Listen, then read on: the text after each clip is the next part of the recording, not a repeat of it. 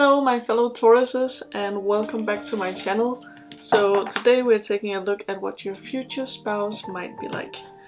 And remember, before we start this, obviously you can't read for the whole internet at once, so take what resonates with you and leave the rest. Whoa. They're just flying out of this deck today.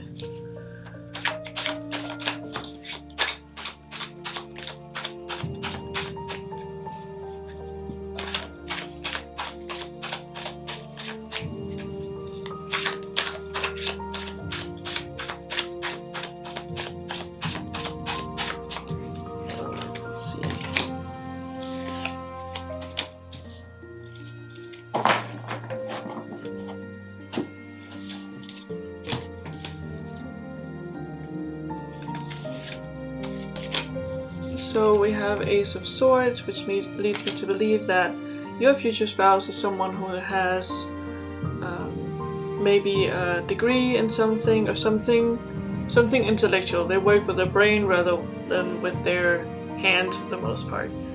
And even though they are pretty logical thinking, we have the World as well, which gives me this vibe. They're kind of like a free spirit. They're definitely spiritual in some way or another. They are very generous people. With the Ace of Cups. And I feel like they are possibly someone who is breaking their what is that called in the social bonds in the social construct in the family. I feel like their family he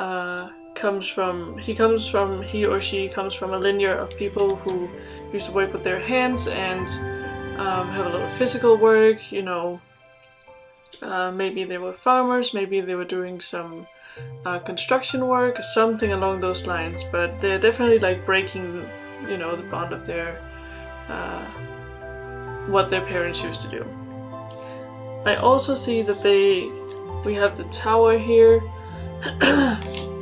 which leads me to believe they could have a little bit of a temper. It's nothing, they're not going to be abusing you in any way, but they can be a little bit of a firecracker, which I know that a lot of Tauruses are very, very down to earth, and that actually that's actually like at least for me, my significant other is a little bit of a firecracker, but it works very well because I'm very, very calm in spirit. So, and then we have the Nine of Wands as well. It leads me to believe that the person that you're eventually gonna marry is very independent and like to stand on their own 2 feet. They don't really like getting help. They don't like asking for help. It's not really in their nature. So they like, if they come and ask for the type of person, if they come and ask you for help, you know that they're like, you know, they are fucked basically.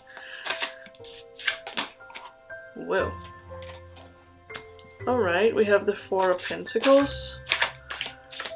They might have their own business. They might be good with money.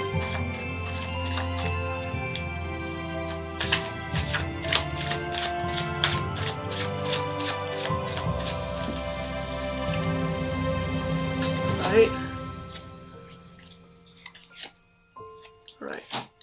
So, to see a little bit of the shadow side, we have the Four of Cups. And that leads me to believe that this person at times can be have a little bit of an attitude, like they can be really, like it can be really hard for them to appreciate what they have in life, and, you know, appreciate maybe the smaller things, which I can see cause some arguments. We also have Seven of Swords. I feel like this is very much in their upbringing. They feel like they have been forced to sort of be someone else growing up, like not their full self. And I feel like this person has been on some kind of mental or physical journey to find themselves. I feel like that has been really hard for them, where they have eventually landed in their career. I see maybe something in terms of like law or math or maybe computer science, like something very intellectual I feel like they're doing. So this person will overall be the type of person who, once you're in with them, like they can be really hard to get into and to get close to, but once you're there, like they will go through fire and earth and water for you. It's really much gonna be that kind of relationship, and I feel like you're gonna be very alike at a lot of points, but also very, very different. It's gonna be the kind of relationship that people look at the two of you and go like, huh, like you're a really cute couple, but did not see that coming, you know what I mean? So it's very much gonna be that. And then let's see what else we can find out.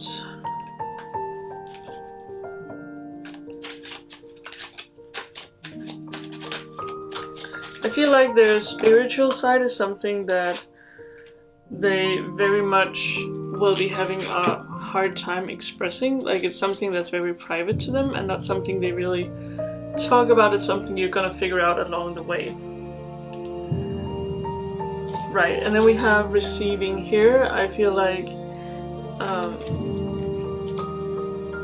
in this relationship, receiving for the person that you're eventually gonna marry is gonna be really hard. They're not gonna be used to like getting a lot of things, and maybe your love language is something you kind of have to adjust and get used to, and I think that goes both ways. But I feel like you're gonna figure it out, and your spouse is eventually gonna be better at it, but at the beginning it's gonna be very difficult for them, like when you want to give them something or when you want to show them affection in your way. They're probably gonna have a really hard time taking it, as well as compliments and stuff. It's gonna be hard of them. I feel like this person, even though they are a bit of a firecracker, is also a gentle soul, and probably a little bit wounded in their self-esteem. Yeah, we have the last card is Release the Dark Wound, Let Love Live.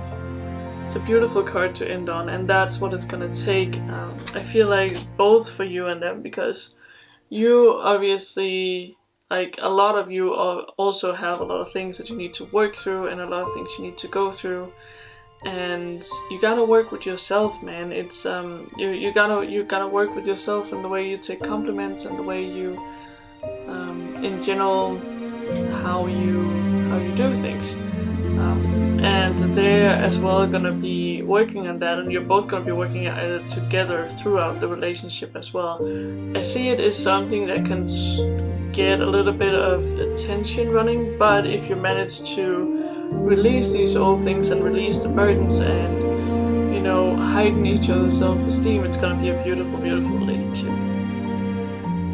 So yeah, I think that's all I wanted to say for this reading. If this resonated with you, let me know in the comment sections below.